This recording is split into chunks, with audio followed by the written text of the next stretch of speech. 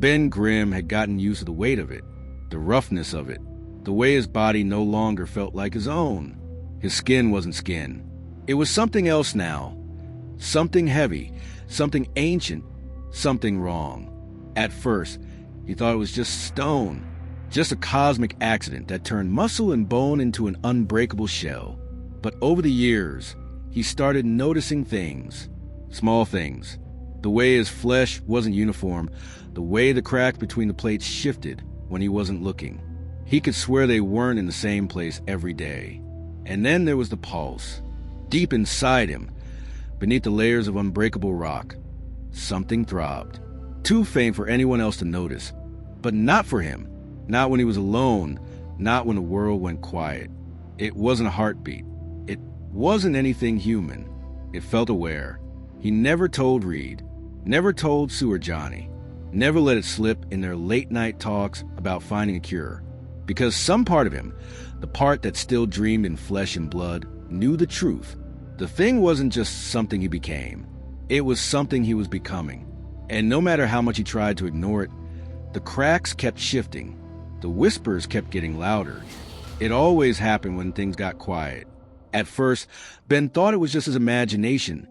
The way his body seemed to vibrate when he was alone, the way certain parts of his rocky skin felt less solid than others. He told himself it was nothing, just a trick of the mind. Maybe a side effect of the cosmic rays. Something Reed never picked up on. But as time went on, the feeling grew stronger, harder to ignore. Late at night, he would lie in bed, staring at the ceiling, feeling something deep inside him. A hum, a murmur, a whisper that wasn't coming from the outside world. It wasn't his heartbeat, wasn't the sound of his own breath. It was something else entirely, like an echo bouncing inside him, moving through the cracks of his body, shifting between the stone plates of his flesh. One night, after a brutal fight that left him with deep fractures in his armor-like skin, he sat alone in the dark, running his fingers over his forearm. The cracks were deeper than usual, jagged like a fault line waiting to split wide open. He traced them carefully, feeling the rough edges, the strange warmth beneath them. Then they moved, not the way stone crumbles, not the way a wound heals. It was deliberate, a slow, unnatural shifting, as if something beneath the surface was rearranging the plates on its own. Ben froze, his breath catching in his throat. And then, for the first time, he heard it, a voice, not his own, not coming from the room. It came from inside him, a dry, rasping whisper, tangled in something deeper than sound. "You're not alone, Ben." His fingers clenched into a fist. His entire body tensed. For a split second, he considered the possibility that it was just a hallucination, maybe Reed's experiments, maybe exhaustion, maybe even Johnny pulling some kind of cruel prank. But no, the comms were off. The building was silent. And the voice? It wasn't coming from the outside world. It was coming from inside the shifting cracks of his own skin. Ben had always known his body wasn't normal. That much was obvious. But up until now, he had always thought himself as solid, a walking fortress, an immovable force, a man made of unbreakable stone. That illusion shattered the moment he realized cracks in his skin weren't just scars. He had never paid them much mind before.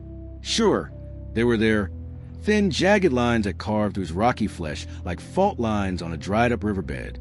They shifted sometimes, but he chalked it up to natural, where the way his body healed differently from regular people. But now he knew better, because they weren't just shifting. They were spreading. It started with small things. A crack on his hand that hadn't been there the night before.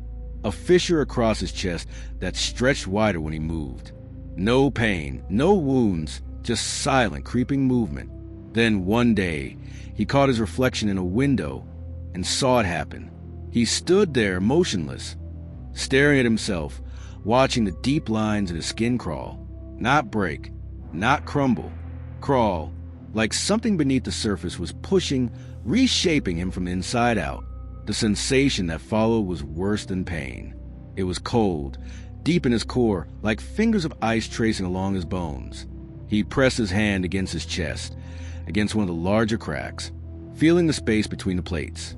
There was something under there, Something that shifted when he touched it. Something that shouldn't have been there. And then, for the first time, Ben realized a terrible truth. His body wasn't just changing. It was hiding something. Ben had always struggled with his reflection, not just because of what he looked like, but because, deep down, some part of him refused to believe that was really him. He still had memories of his old self, of the man who laughed easily, who could feel the sun on his skin, who could run his hands through his hair. But those memories were slipping, bit by bit, piece by piece. It wasn't just the way he looked that had changed. It was the way he remembered himself. Some nights, when he was exhausted, when the weight of his own body felt too heavy to carry, he would sit alone in the dark and try to recall what his hands used to feel like. The texture of his own skin, the warmth of it, the simple sensation of fingers bending and flexing the way human fingers should. But lately when he tried, he couldn't. The memories felt distorted, blurred, like someone had taken an old film reel of his past and burned away the edges. And worse, some nights, when he closed his eyes, the face he saw in his mind wasn't his own. Not his human face. Not his rocky one. Either something else. Something ancient. Something that looked back at him through the cracks in his skin, waiting for him to remember what he really was. Or maybe what he was becoming. Ben never really thought about a heartbeat. He figured it was still in there, somewhere buried beneath the layers of stone. He never felt it, never heard it, not like before. But that was just part of being the thing, right? He wasn't normal anymore. He wasn't supposed to feel things the way he used to. Then one day he did. It happened when he was alone in the Baxter building, sitting in the dark after another failed experiment to fix him. Rhea had gone back to his lab. Johnny was off doing whatever Johnny did, and Sue had given him that look, the one that made him feel more like a project than a friend, before leaving the room. That's when he heard it, a low, slow rumble from deep inside his chest. At first, he thought it was just his stomach, some weird leftover reaction to the cosmic rays. But no, this was different. This wasn't hunger. This was a heartbeat, but not his, not the steady, human rhythm he had forgotten how to listen for. This was something else, too slow, too heavy, too deep, like the distant tremors of an earthquake, rolling through the fault lines of his body. It wasn't natural. It wasn't his. And then it pulsed again, harder this time, like something inside him was waking up. Ben pressed a massive hand against his chest, as if he could smother whatever was stirring beneath the surface. But the rumbling didn't stop. It was getting stronger. And for the first time in his life, Ben Grimm, the ever-loving, blue-eyed thing, felt small. Ben had always blamed the cosmic rays for what happened to him. It was easier that way. Science gone wrong. Radiation twisting flesh into something else. But what if that wasn't the full truth? Reed was always running tests, always scanning, always measuring. Every time Ben sat in one of those machines, he had to listen to Reed talk about molecular structures, radiation decay, biological shifts. But there was always something off about the results, something even Reed couldn't explain. The readings changed. Ben's body wasn't just different, it was unstable. Not in the way he thought, not in a breaking down kind of way. No, the reading suggested something deeper, something growing. And then there was the scan, the one Reed never told him about. Ben found the file by accident, flipping through the system late one night, looking for something, anything, that might give him hope. Instead, he found it, a holographic projection of his body. At first, it looked normal, well, normal for him. Rocky exterior, familiar shape. But then he saw the outline just beneath the surface. A second layer, not stone, something else. Something that moved when he didn't. Ben swallowed hard, watching the faint shadow pulse beneath his rocky hide. It was shaped like him, but it wasn't him. It was deeper, older, and worst of all, it wasn't staying still. Ben had gotten used to feeling heavy. His body was solid, dense. He could crash through walls, shake the ground with his footsteps. He'd accepted that a long time ago. But there were moments, fleeting, impossible moments, when he felt something else, something moving inside him. It was subtle at first, a strange shift beneath the plates of his skin, a crawling sensation that faded the second he tried to focus on it. He told himself it was nothing, maybe a muscle spasm, except he didn't have muscles anymore. At least, not the way he used to. Then one night, it happened again. He was sitting in the Baxter building, staring out at the city, when he felt it. A flutter, not an earthquake, not the usual tremors when he shifted his weight. This was different. Something stirred beneath his skin. Slow, deliberate, like the faintest movement of something unborn. A chill crawled up his spine.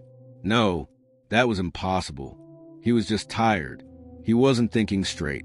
But as the sensation faded, a terrible thought settled in his mind, one he couldn't shake. Maybe the thing wasn't just his new body. Maybe it was a cocoon. Ben had never thought much about what was inside him. He figured it was the same as before, just covered in stone. Maybe his organs worked differently now. Maybe they didn't work at all. It wasn't like he needed to eat or breathe the same way normal people did. But then there was the scan. Reed had done a full-body analysis once, years ago, trying to map out exactly what Ben had become. He showed him some of the results, how his muscle tissue had turned something more like solid rock, how his bones had fused into an unbreakable structure.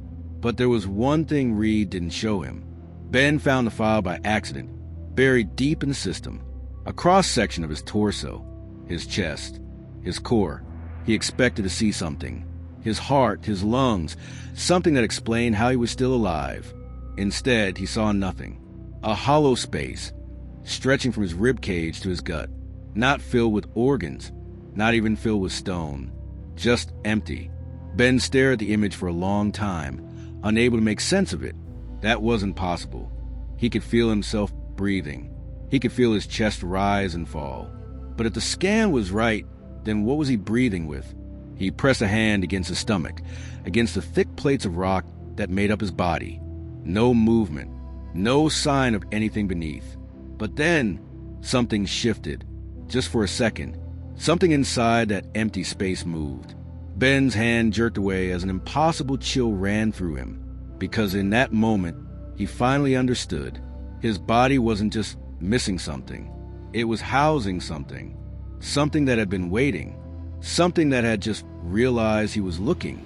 Ben had always thought his body as a kind of armor, a prison maybe, but one that at least kept him protected from the outside world. No bullets could pierce him. No blades could cut him. He was the thing, the immovable, the unbreakable. But now, he wasn't so sure who that armor was really protecting. Lately, he had started feeling it more. The shifting, the slow, deliberate movements beneath his skin. The cracks in his stone flesh weren't just spreading. They were breathing, expanding and contracting in ways that didn't make sense. And the worst part? It didn't feel like his body anymore. It felt like something he was wearing. Something that was keeping him trapped.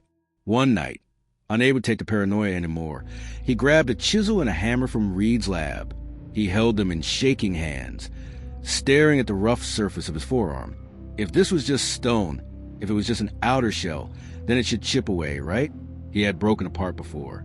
He had healed before. So he brought the chisel down. The sound that followed wasn't right. It wasn't the sharp crack of rock breaking. It wasn't even the dull thud of impact. It was softer, wetter, like splitting open something alive.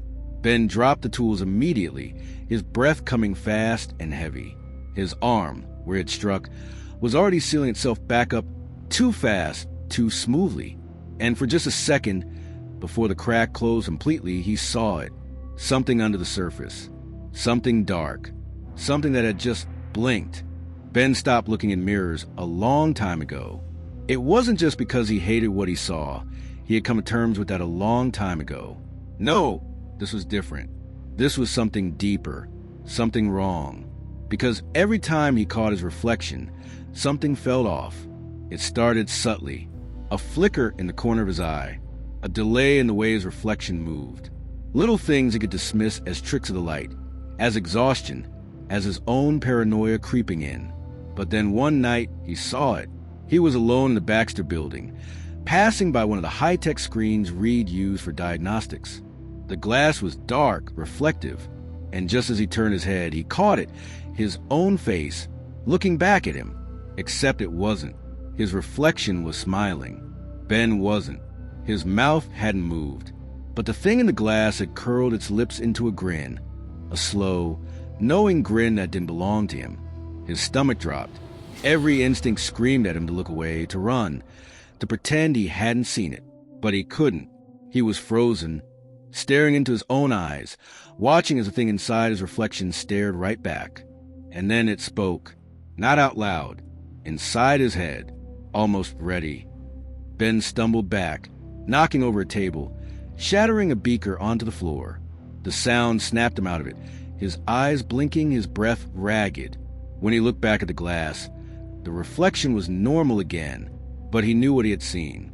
And worse, he knew it had seen him, too. Ben hadn't slept in days.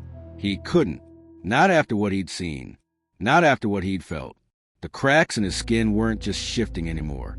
They were widening. Something beneath them was pushing. The whispers in his head weren't occasional anymore. They were constant.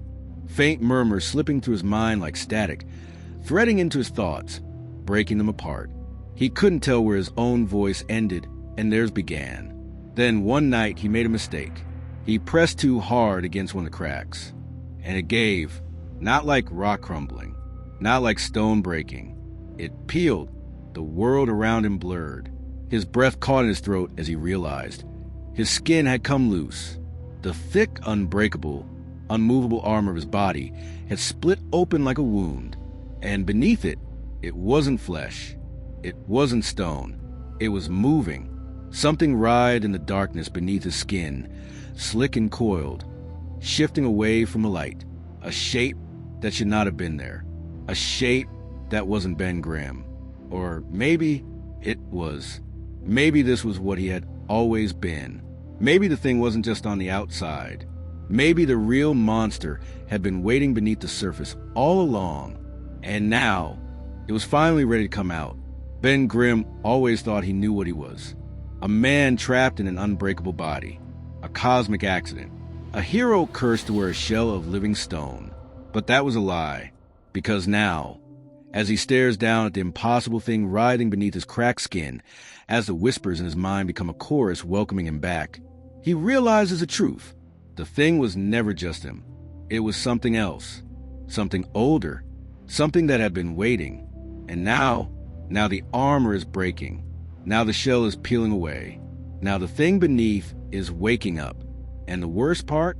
Maybe it was never meant to be contained. Maybe Ben Grimm was never the thing. Maybe the thing was just wearing him. What do you think is really hiding beneath the thing's skin? Could he be more than just a man turned to stone? Drop your theories in the comments, and don't forget to like and subscribe for more terrifying stories about your favorite characters.